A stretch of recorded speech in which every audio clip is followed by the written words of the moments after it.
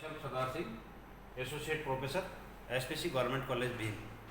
आज का टॉपिक है BA part third, geography, paper second और यूनिट फर्स्ट। आज के टॉपिक में हम पढ़ेंगे राजस्थान के भौतिक विभाग, फिजिकल डिवीजन ऑफ राजस्थान।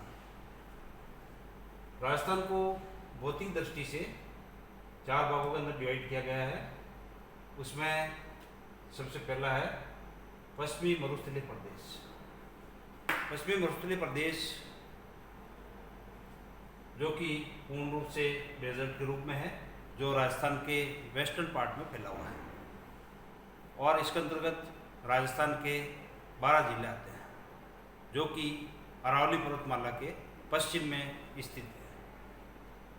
इस प्रदेश की ये विशेषता है कि यहाँ पर पूर्णतया डेजर्ट पाया जाता है।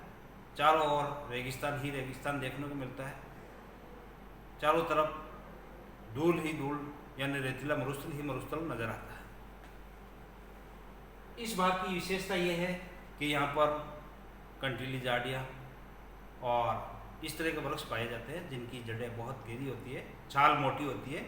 इस तरह के पेड़ इस भाग में पाए जाते हैं। इस प्रदेश की विशेषता यह है कि यहाँ पर जो बस्तियाँ हैं, मकान है, वो काफ़ी दूर दूर तक पाए जाते हैं।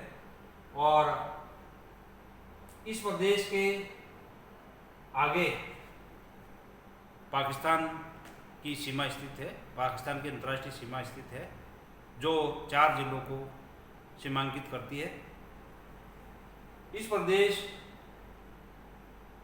प्रदेश राजस्थान के कुल 60% क्षेत्रफल को घेरे हुए हैं, और यहाँ राजस्थान की कुल जनसंख्या का 40% भाग निवास करता है। इस तरह से हम कह सकते हैं कि जो मरुस्थलीय भाग है वो 2 तिहाई भाग के अंदर राजस्थान के अंदर फैला हुआ है। फिर इस पश्चिमी मरुस्थलीय प्रदेश को फिजियोग्राफी के आधार पर, धरातलीय बनावट के आधार पर, मिट्टी के आधार पर 4 भागों के अंदर डिवाइड किया गया। इसको 2 भागों में डिवाइड किया गया है। पहला है रेतीला शुष्क मैदान। रेतीला शुष्क मैदान इस प्रकार का एरिया है जो कि पूर्ण रूप से रेतीला है, और इसका जो पहला पार्ट है उसको 2 भागों में इसको डिवाइड किया गया है, रेतीला शुष्क मैदान को, जिसमें पहला है बालू का स्तूप मुक्त प्रदेश। बालू का स्तूप मुक्त प्रदेश की विशेषता यह है कि ये एक ऐसा एरिया है जहाँ पर बालू का पाई जाती है, या मिट्टी ही मिट्टी पाई जाती है। और बालू का स्तूप मुक्त प्रदेश को इसकी बनावट के आधार पर, उसके फैलने के आधार पर 4 भागों में डिवाइड किया गया है। पहला है समानांतर बालू का स्तूप, पैरेलल सैंड ड्यून्स।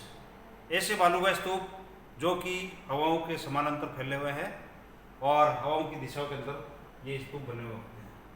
दूसरा है अनुप्रस्थ बालू का स्तूप। ये बालू का स्तूप हवाओं की दिशा के समकोण पर बने हुए होते हैं, यानी आड़े बने हुए होते हैं। इस तरह के जो बालू का स्तूप है वो अनुप्रस्थ बालू का स्तूप कहलाते हैं। परवैलिक या पैराबोलिक सैंड ड्यून्स, ये इस तरह के बालू का स्तूप है जो कि वलयाकार स्थिति में फैले हुए हैं, हवाओं के समानांतर है लेकिन वलयाकार स्थिति में ये फैले हुए हैं।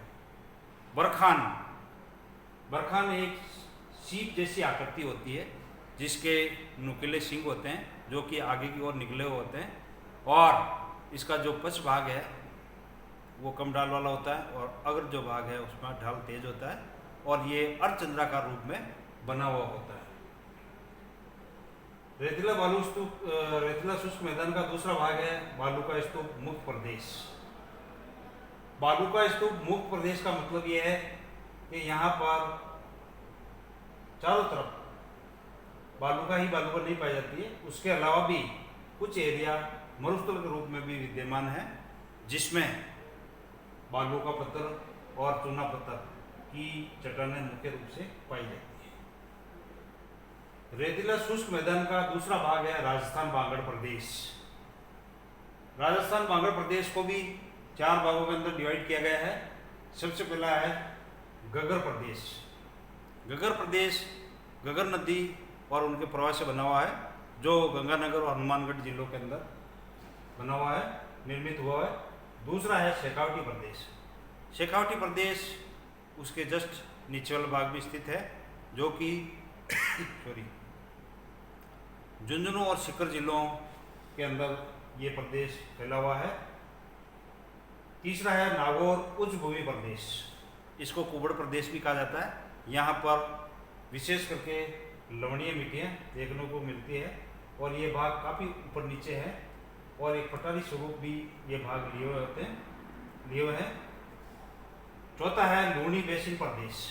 लूनी बेसिन प्रदेश जहाँ पर लूनी नदी प्रवाहित होती है और इसके अलावा यहाँ पर खादर और बांगर नाम की विशेष करके मिट्टियाँ इस प्रदेश के अंदर पाई जाती है।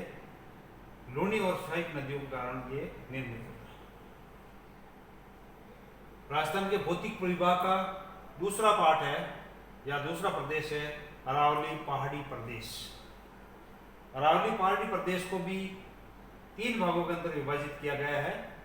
पहला है उत्तरी अरावली प्रदेश, जिसके अंदर अलवर की कुछ पहाड़ियाँ इसमें आती है और राजस्थान के उत्तरी पूर्वी भाग के अंदर ये फैला हुआ है। दूसरा है मध्य अरावली प्रदेश, यानी जो अरावली प्रदेश का बीच का भाग है वो इसके अंतर्गत आता है और ये भाग बीच वाला जो भाग है वो थोड़ा पतला है, तो ये बीच वाला भाग मध्य अरावली प्रदेश कहलाता है। फिर है दक्षिणी अरावली प्रदेश। दक्षिण में स्थित जो भाग है अरावली का उसको दक्षिणी अरावली प्रदेश कहा जाता है और इस भाग की ये विशेषता है कि ये काफ़ी ऊंचाई पे स्थित है और इसको भी 2 भागों के अंदर डिवाइड किया गया है। पहला है भोराट का पठार, जो गोगुंदा के पठार के पास स्थित है, भोराट का पठार। दूसरा है महत्वपूर्ण आबू पर्वतीय खंड। आबू पर्वतीय खंड राजस्थान के अंदर सिरोही जिले के अंदर स्थित है, जो कि काफ़ी ऊंचाई पर स्थित है। यह इसकी विशेषता यह है कि यहाँ पर गुरु शिखर जो 1727 मीटर की ऊंचाई पर स्थित है, जिसको कर्नल टॉड ने गुरु शिखर को संतों का शिखर कहा। यानी राजस्थान के अंदर दक्षिणी अरावली प्रदेश में आबू पर्वतखंड के अंदर माउंट आबू या ये जिसको संतों का शिखर कहा जाता है वो सबसे ऊंचाई पर स्थित है। कर्नल जेम्स टॉड ने ही इसको संतों का शिखर कहा था। अरावली पहाड़ी प्रदेश राजस्थान के लगभग 9 और 10% भाग पे फैला हुआ है।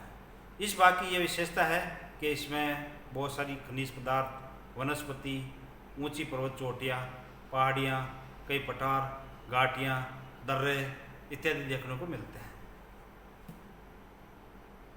ये सेकंड नंबर प्रदेश हो गया। फिर तीसरा है पूर्वी मैदानी प्रदेश।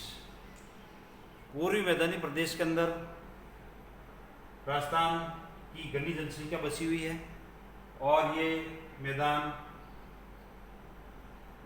नदियों द्वारा निर्मित कछारी मिट्टी से बना हुआ है और इसके अंदर बहुत सारी नदियाँ प्रवाहित होती है और एक मैदानों का स्वरूप लिए होते हैं, जिसमें प्रोडक्शन बहुत अधिक होता है। इसको भी 3 भागों के अंदर विभाजित किया गया है। सबसे पहला है चंबल बेसिन प्रदेश। ये चंबल और उसकी सहायक नदियों द्वारा निर्मित प्रदेश है। दूसरा बनास बेसिन प्रदेश, बनास और उसकी सहायक नदियों द्वारा निर्मित बेसिन प्रदेश है। तीसरा है छप्पन बेसिन प्रदेश, जो कि डूंगरपुर बांसवाड़ा के अंदर फैला हुआ है। ये काफ़ी उपजाऊ है और दक्षिण के अंदर ये फैला हुआ है, छप्पन बेसिन प्रदेश। चौथा प्रदेश है राजस्थानी भौतिक विभाग का दक्षिणी पूर्वी हाड़ौती पठारी प्रदेश या दक्षिणी पूर्वी पठारी प्रदेश। इसको भी 2 भागों में डिवाइड किया गया है। सबसे पहला है विंध्यन कगार भूमि।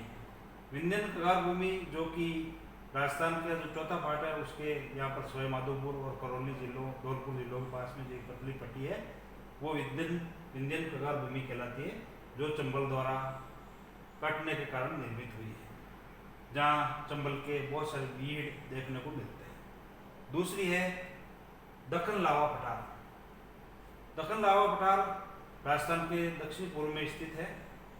ये कालांतर में ज्वालामुखी क्रियाओं द्वारा जो भूमि से लावा बाहर निकलता था, और ठंडा होने के पश्चात एक लावा के रूप में एक परत जम गई जो कि काली मिट्टी के रूप में है, और जहाँ सबसे ज़्यादा प्रोडक्शन होता है।